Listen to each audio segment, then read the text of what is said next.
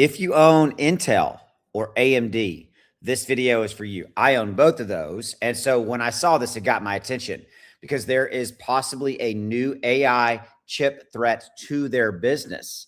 And you need to know about this. And you need to look at this in one of two ways. Either A, should I get rid of my Intel and AMD and go put the money in this new stock? Or B, look at this new AI chip stock as another investment opportunity inside of the AI chip sector. And that's what we're going to talk about in this video.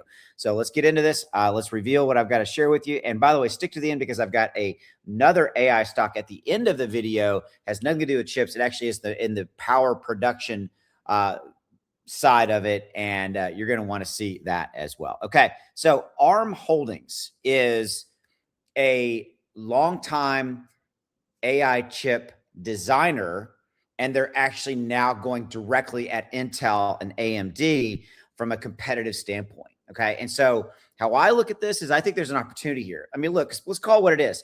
Intel and AMD, I'm not going to get rid of them. I consider them to be a basic, good, big part of a good diversified AI stock portfolio. But again, what ARM is doing is really interesting. And so AMD stock has soared 300% this year, right? And Intel has gone up 413% this year.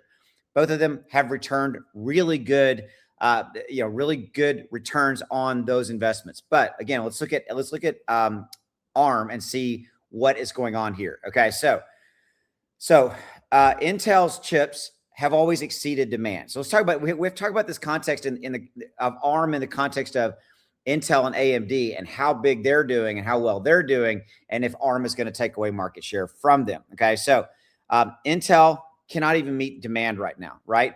The rising popularity of server CPUs for running AI inference in the cloud and are the tailwinds for this business. So this is the new wave of AI computing, right? It's up till now, and most of the market has been around LLMs, okay, and creating and working with those and deploying those and all that kind of stuff. Well, there's really two new waves of AI, and it is inference and agentic, okay?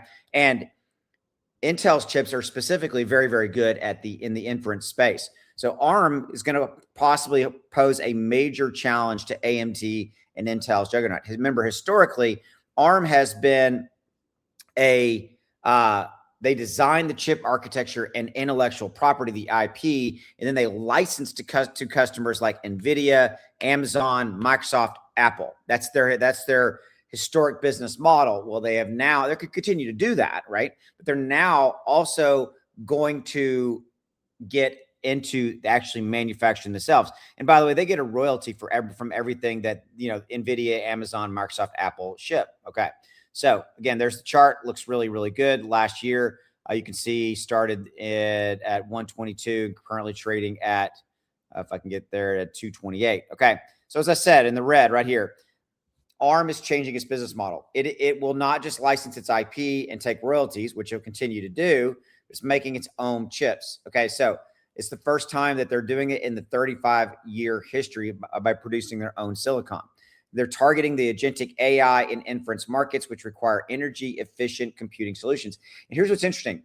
The CEO has come out and said to data centers and those organizations and those businesses that if you use and deploy our technology, you can reduce right here in the purple, you can reduce capital expenditure by 10 billion, it's with a B, dollars per gigawatt, basically saying that that's how much better their architecture ARMS is over Intel and AMD. It's a massive cost reduction. That's a very compelling argument for why a lot of these data centers are going to start looking at its own.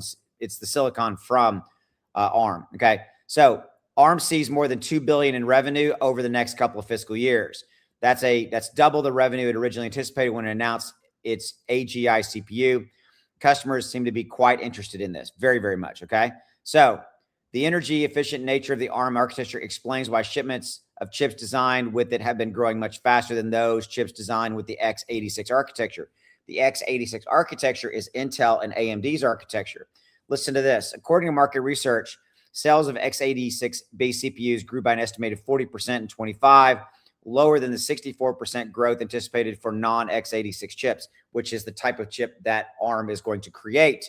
Okay, listen to this.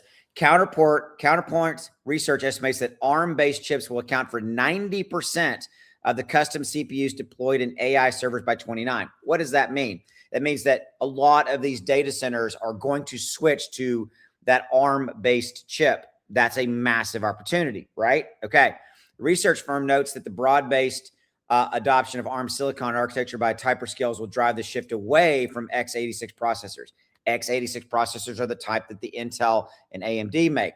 It is worth noting that ARM already has scored a major hyperscaler, Meta. Meta has come on board and is buying into ARM's silicon. Big deal.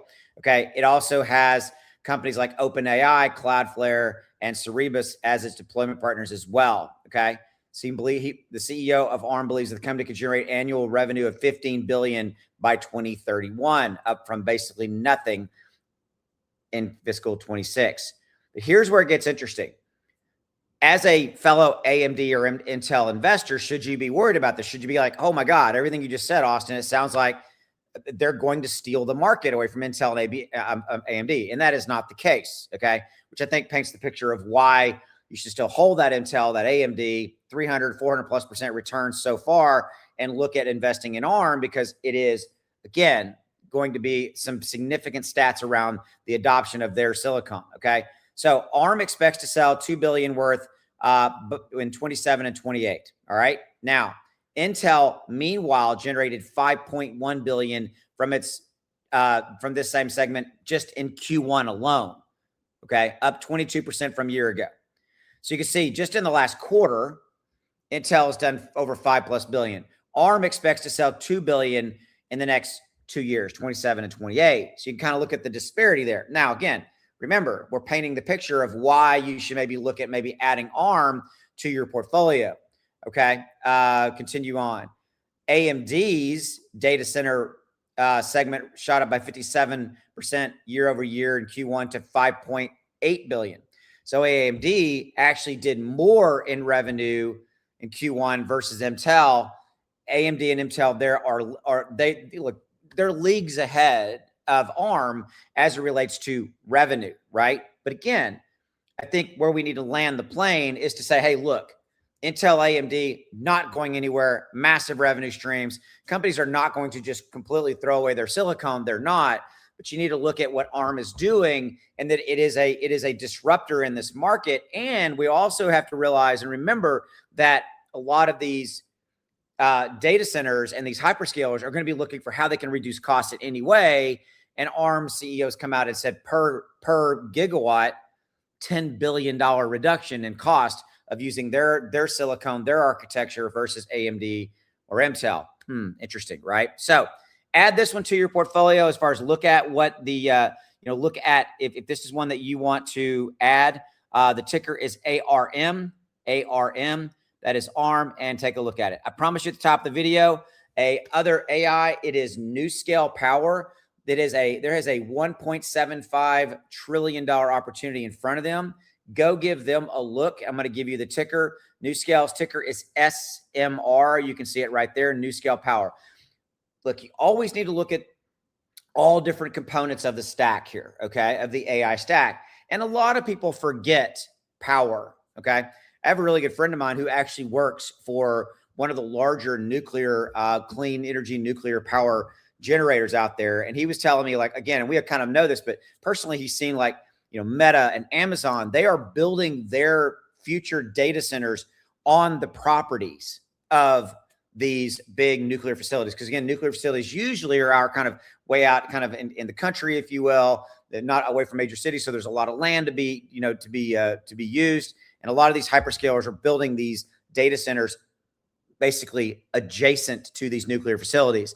So why not take a look at this one? NuScale Power, ticker is SMR. Take a look at that. And I promised that at the top of the video. Delivered on my promise. Thanks for giving me a few minutes. Hit that like, hit that subscribe, that bell notification on your way out. See ya.